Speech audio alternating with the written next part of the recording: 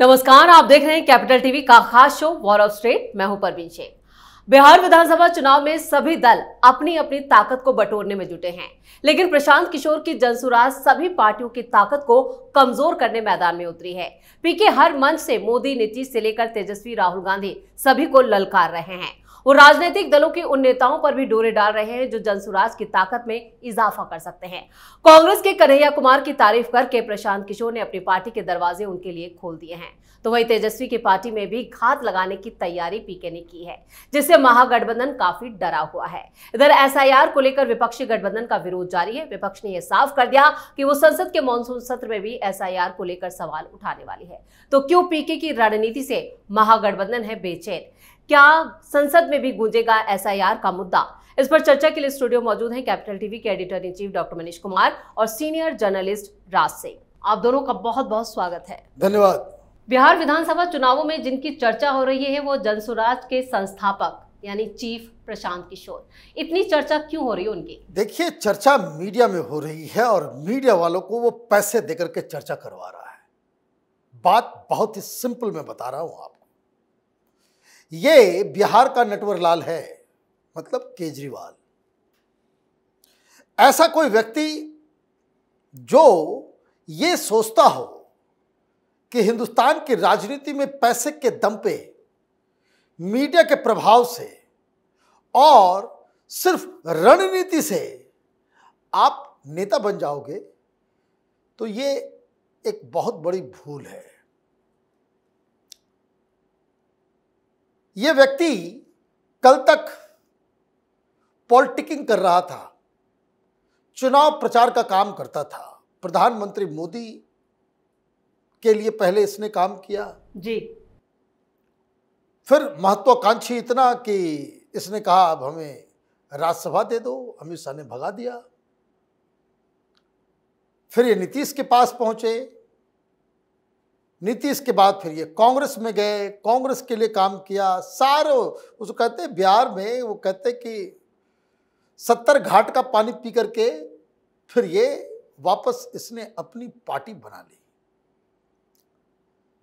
यात्राएं की, रिस्पांस क्या मिला नहीं मिला, जो सम टोटल इनका ये है कि जो 4 उपचुनाव हुए, एक जगह जमानत बचा, बाकी जगह जमानत जब्त हो गई जी।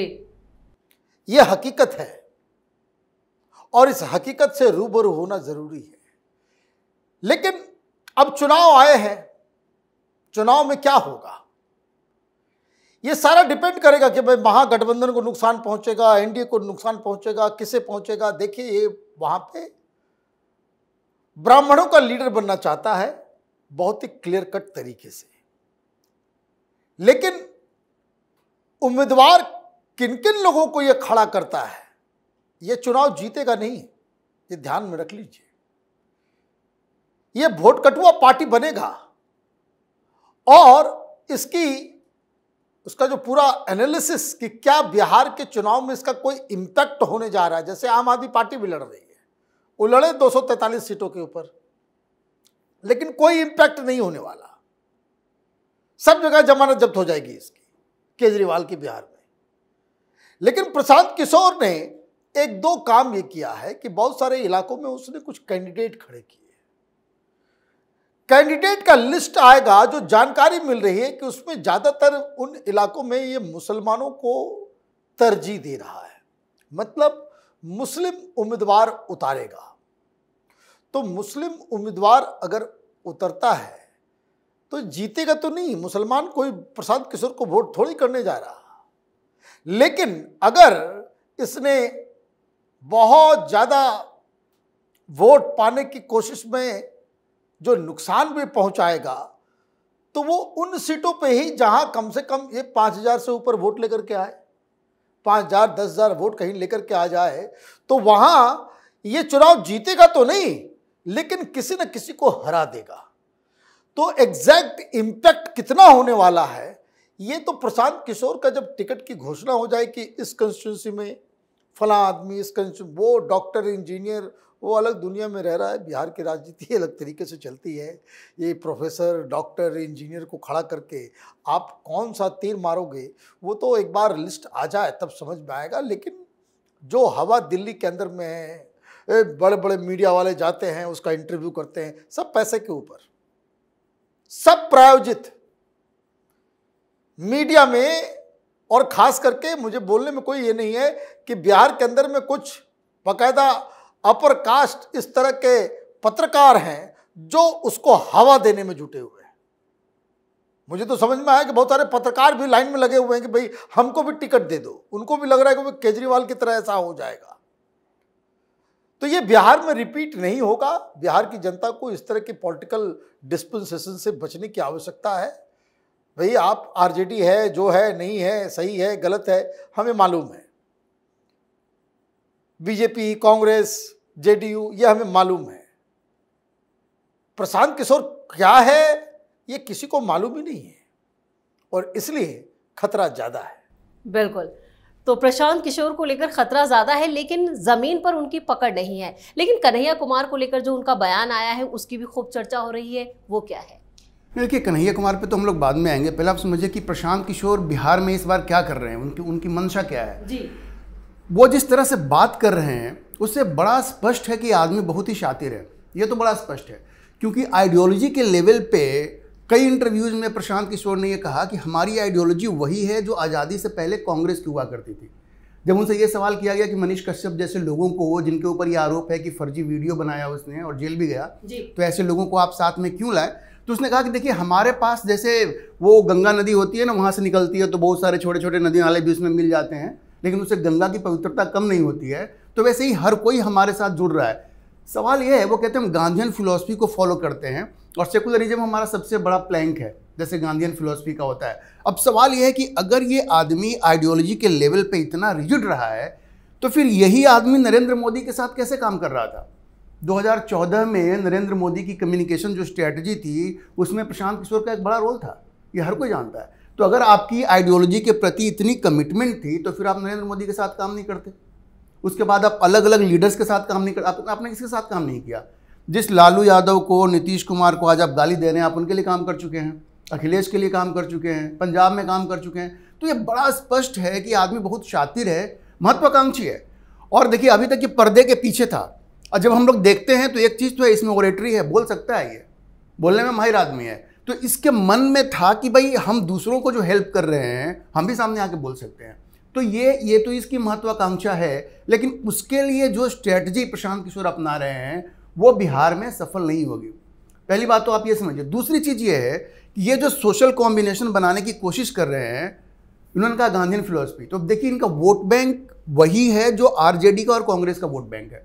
तो अगर ये नुकसान किसी का सबसे ज़्यादा करेंगे तो ये आरजेडी और कांग्रेस का ही करेंगे। मैं इसके दो उदाहरण देता हूँ आपको। जो 4 उपचुनाव हुआ, जैसे बता रहे थे वो, तो बेलागंज वहाँ एक इलाका है, वहाँ पर जो उपचुनाव हुआ उसमें ये जीते तो नहीं, लेकिन हरा जरूर दिया। हराने में एक बड़ा रोल रहा है इनका। ये और वहाँ पे एक और पार्टी है ओवैसी की, इन दोनों ने मिलकर देखिए 21,000 के लगभग से वहाँ पे जो जेडीयू की कैंडिडेट थी मनोरमा देवी, वो जीती, और इन दोनों को मिला दिया जाए तो लगभग उतने ही वोट इनको भी आ गए।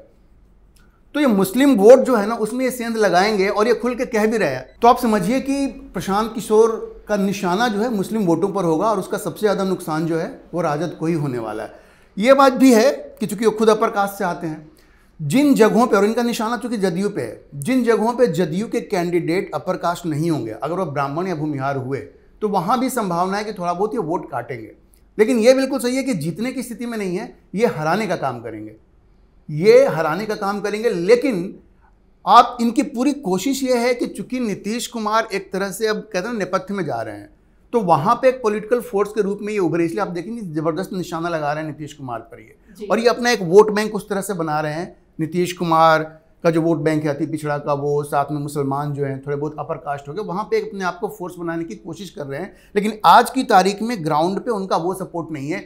आप देखिए ना, उनके पास कौन से लोग आ रहे हैं। उनके जो प्रदेश अध्यक्ष जो उन्होंने बनाया, एक पुराने वो सत्येंद्र नारायण सिन्हा के परिवार से ला करके उदय सिंह को उन्होंने बनाया है। इनके पास कैसे लोग जुड़ रहे हैं, मनीष कश्यप जुड़ रहे हैं। अब ये इतने मतलब डेस्परेट हैं कि कुछ चेहरे आए कि कन्हैया कुमार की भी तारीफ कर रहे हैं कि भाई कन्हैया कुमार तो बहुत बढ़िया नेता है, लेकिन लालू यादव उनको नहीं वहाँ पे आने दे रहे हैं। बात यह है कि कन्हैया कुमार जब चुनाव लड़े थे बेगूसराय से तो अपने गांव के बूथ से हार गए थे, अपने गांव के बूथ पे उनको वोट नहीं मिला था। तो ये सब हवाई नेता हैं। प्रशांत किशोर का बस यही है, पैसा उनके पास काफ़ी है, इसलिए मीडिया में डेफिनेटली वो पैसा दे करके वो अपने आप को प्रभावशाली बनाया हुआ है, लेकिन बिहार चुनाव पे उनका उतना इम्पैक्ट नहीं होगा। ये जरूर है कि बहुत सारी कॉन्स्टिट्यूएंसी ऐसी होगी जहाँ पे बीजेपी का रिबल कैंडिडेट होगा, उसको ही टिकट दे देंगे, आरजेडी का रिबल कैंडिडेट होगा, उसको टिकट दे देंगे, जीते या ना जीते हरा जरूर देंगे ये। बिल्कुल। तो प्रशांत किशोर तो यहाँ पर चुनाव जीतने के लिए नहीं, हारने के लिए मैदान में है, लेकिन एसआईआर की जो गूंज है वो संसद में भी सुनाई देगी क्या? देखिए, एसआईआर को लेकर के संसद में आप गूंज कीजिए, कुछ भी कीजिए, इलेक्शन कमीशन ने तो कह दिया कि हमारा काम हो गया। और 4.6% की जो संख्या कल हमने बताई थी वो 5% के आसपास पहुंच गया है कि जो घोस्ट वोटर्स की है जी। घोस्ट वोटर्स का मतलब ये कि इलेक्शन रोल में तो नाम है लेकिन उस जगह पे नहीं है जहां का एड्रेस दिया हुआ है। तो ये तो आप ये समझिए कि 70-80 लाख के आसपास नाम जो है वो इस लिस्ट से काटे जाएंगे। ये बांग्लादेशी, रोहिंग्याज, कुछ डेथ हुआ है, कोई डबल है, और ये जो अपने एड्रेस में नहीं रहने वाले लोगों के नाम पे भी जो वोट बना हुआ है वो बड़ी दिक्कत जो है वो पैदा करने वाली है। और सबसे मज़ेदार बात क्या है, आपने चिट्ठी लिखी, भाई पार्लियामेंट में आप खड़े करो, सवाल खड़े करो, लेकिन जो जवाब ईसी को देना चाहिए वो आप दे नहीं रहे हो। क्योंकि ईसी ने क्या किया है कि हर बूथ में जहां जहां इस तरह के घोस्ट वोटर्स हैं उनकी लिस्ट हर पॉलिटिकल पार्टीज को दे दिया गया है कि ये लीजिए लिस्ट, हमको नहीं मिल रहा, इस एड्रेस पे वो आदमी नहीं मिल रहा, जरा ढूंढ के दिखा दो हमको। अब ये पॉलिटिकल पार्टी के बीएलएस भी है ना, 1,60,000 पॉलिटिकल पार्टीज के नुमाइंदे बीएलएस, वो भी इस पूरे प्रोसेस में मदद कर रहे हैं। अब वो कह रहे हैं कि भाई 3 बार घूम के आ गए, लेकिन जो पता है उस पते पे ये लोग हैं नहीं, तो ये फर्जीवाड़ा तो बंद होगा ना। अब जब ये आ गया है तब से तेजस्वी यादव परेशान चल रहे हैं, अब क्या करें। और सबसे बड़ी चीज, ये सब इंडी गठबंधन के लोगों को मालूम है। तो क्या किया संजय सिंह ने, क्या कहा आज संजय सिंह ने कहा कि बिहार में बीजेपी जीत गई, चुनाव से पहले ही जीत गए। भाई क्यों भाई? बोले इतने लाख लोगों का नाम कट गया, मतलब तुम अभी तक जीत रहे थे, जो वोट पड़ रहा था तुम बोगस वोट्स के आधार पे ही, तुम्हारी हार जीत जो है वो डिसाइड, आप ये समझिए कि तो यही कहना चाह रहे हैं कि हमारे वोटर है जो काट दिए गए। यस, ये तो एडमिशन हो गया। आप तो कह रहे हो कि बिहार में बीजेपी जीत गई इस एसआईआर की वजह से। भाई दिल्ली में भी तुमने बवाल किए थे कि यहां लोगों का नाम काटा जा रहा है, यहां भी यही हुआ था। भाई नई दिल्ली के अंदर ये गोल मार्केट के पास एक कमरा, वो भी क्या, वो मोटरसाइकिल मैकेनिक का, जहां वो ओवर ऑयलिंग वगैरह होता है, बाइक वगैरह ठीक किया जाता है, वो एक छोटा सा कमरा है, 26 वोटर्स उसके नाम पे थे, सब मुसलमान। और जब ये इलेक्शन कमीशन वहां पे गई, वहां पता क्या मालूम था कि यहां तो आई नहीं कोई, वो तो घर ही नहीं किसी का, वो तो दुकान का एड्रेस है। किसने बनवाया? यही आम आदमी पार्टी वालों ने बनवाया था, सब भाग गए वहां से। तो ये जो इन लोगों की जो आदत है, भाई सुप्रीम कोर्ट गए ना, क्या हो गया सुप्रीम कोर्ट में जाने से? तो सुप्रीम कोर्ट में गए, जब वहां मामला जब सुप्रीम कोर्ट में लंबित है तो उसमें संसद के अंदर डुगडुगी बजाने से क्या होगा? कुछ नहीं मिलने वाला है। एसआईआर की बहुत ही सक्सेसफुल प्रक्रिया इलेक्शन कमीशन ने ऑलमोस्ट पूरा कर लिया है। अब जिन लोगों का नाम कट गया है, जिन लोगों के ऊपर सवाल खड़े हुए हैं, जिन लोगों ने सर्टिफिकेट जमा नहीं किया है, उनके पास अभी 1 महीने से ज़्यादा का समय है। जिनको लगता है कि वो वोटर हैं, जेन्युइन वोटर हैं, वो जाकर के अपना नाम जो है जुड़वाएं, इसमें कौन सी बड़ी बात हो गई। लेकिन कोई ये कहे कि बांग्लादेशी, रोहिंग्या, फर्जी voter, ghost voters, double voters, वो उनका नाम इलेक्टोरल लिस्ट में हो, ये उनका अधिकार है, तो ये बकवास ये देश बर्दाश्त नहीं करेगा। बिल्कुल, एसआईआर की जो प्रक्रिया है वो अपने अंतिम चरण में है, लेकिन महागठबंधन की जो बेचैनी है वो सिर्फ अपने वोटों को लेकर है। क्या वाकई में जिस तरह के बयान आ रहे हैं वो यही बता रहे हैं कि इन्हीं लोगों का वोट कट रहा है? देखिए, वो वोट जो कट रहा है वो तो अपनी जगह पे, मुझे लगता है कि ये प्रक्रिया रेगुलर होनी चाहिए। ये इतने दिनों के बाद हो रही है, जिस तरह का ये घोटाला सामने आ रहा है कि अब तो पीटीआई में जो खबर छपी है कि 42 लाख के लगभग तो अभी 95% में ही है, वो है ही नहीं वहां पे। तो इतनी बड़ी संख्या में है, तो इतने समय के बाद हो रहा है, तो यही समस्या है। इसको अब रेगुलर इंटरवल पे करना चाहिए और पूरे देश में करना चाहिए। ये कौन लोग हैं भाई? और दूसरी बात, वो जो संजय सिंह ने कहा कि अब तो बिहार हार ही जाएंगे, वो गलत बोल रहे हैं।